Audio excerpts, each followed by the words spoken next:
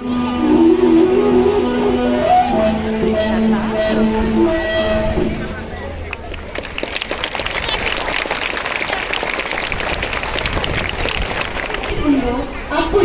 భగవంతుని ధర్మాన్ని నిలబెట్టడం కోసం అవతారం ఎత్తుతాడు.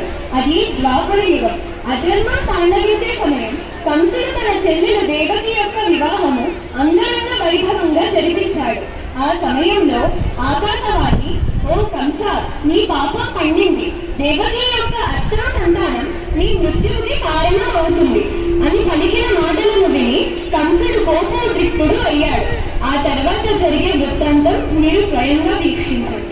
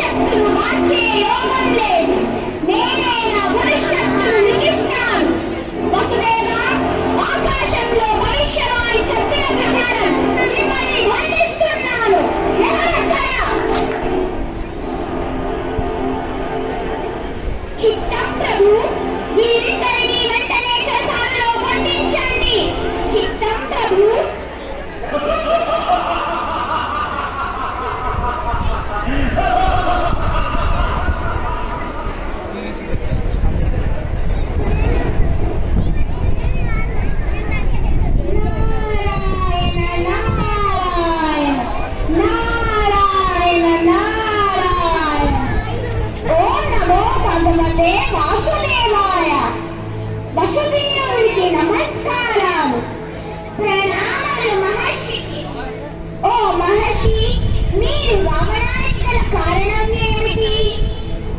నారాయణ నారాయణ. ఓ వసుదేవ, యుగాంతం సంభవించింది. దుష్టులను నిర్మూలించే సమయం ఆసన్నమైనది.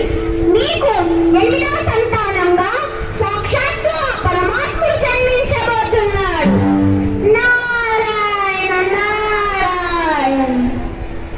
కొంతకాలం తరువాత